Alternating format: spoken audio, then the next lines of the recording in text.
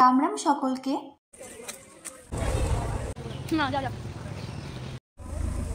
আজকের এই ব্লগটি হলো 19 তারিখের। আমি, মা, ঠাকুমা ও কাকিমা মিলে রওনা দিয়েছিলাম শান্তিপুরের উদ্দেশ্যে।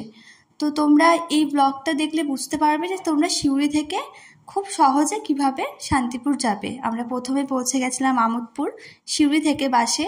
তোমরা জানো আমোদপুর থেকে ডিরেক্ট 3টে ট্রেন আছে, একটা 8টায়, আর একটা 10:30, আর একটা 12:50, অর্থাৎ একটাই।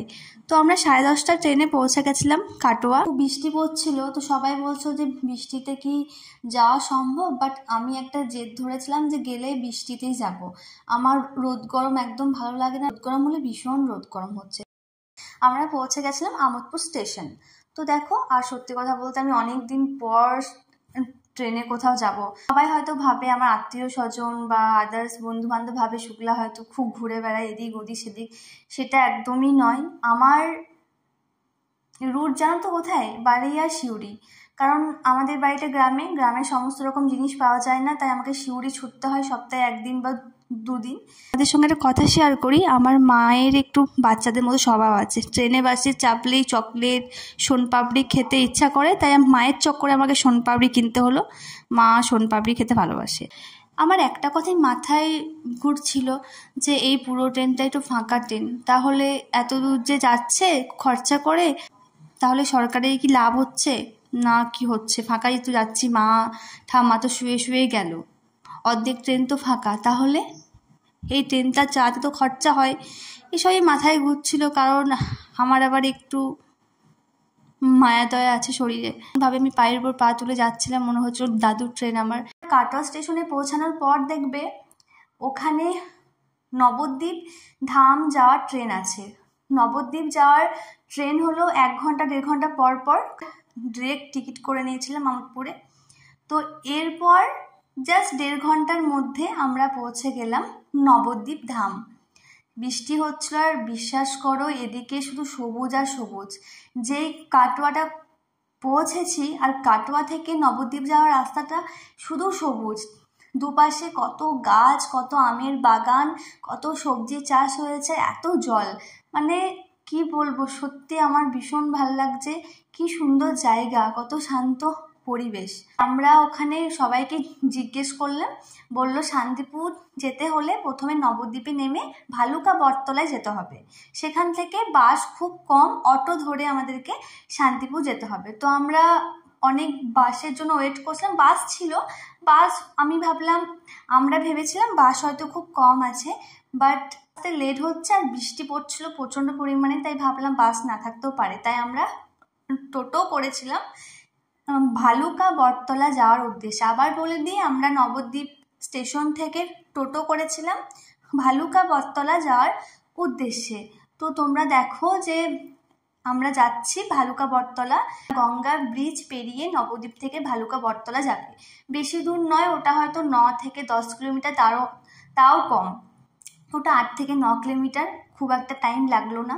আর বিশ্বাস করো কি সুন্দর জায়গা, আর গঙ্গা আমার ভীষণ ভালো লাগে দেখতে, ভীষণ ভালো লাগে। দেখো গঙ্গার, আর বৃষ্টি পড়ছে, আবহাওয়াটাও খুব ভালো, আর চারিদিকে সবুজ আর সবুজ। পৌঁছে গেলাম ভালুকা বটতলা।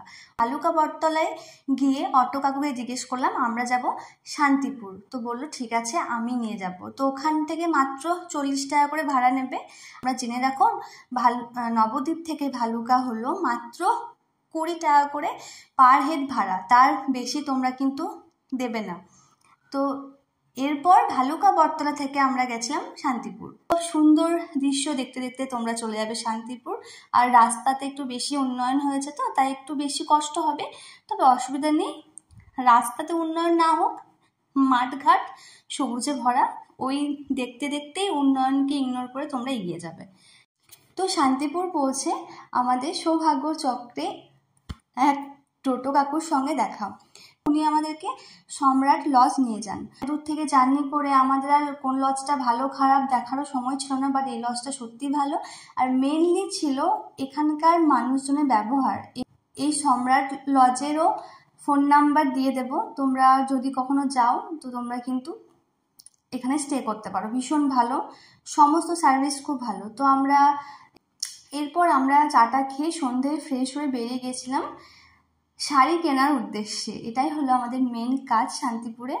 আমাদের বাড়িতে বিয়ে আছে, আর বিয়েতে আমাদের প্রায় 60-70খানা শাড়ি দরকার।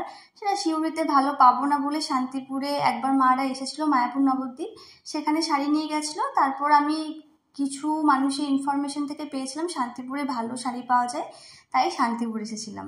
এটা হলো আমার 19 তারিখের ব্লগ। এর পরের ব্লগে থাকছে আরও অনেক কিছু ইন্টারেস্টিং জিনিস তোমরা জানতে পারবে, দেখতে পারবে। আর আমরা কত শাড়ি নিয়েছি তোমরা অবাক হয়ে যাবে, আর আমরা কিভাবে এগুলো নিয়ে এসেছি সেটাও দেখতে পারবে পরের ব্লগে।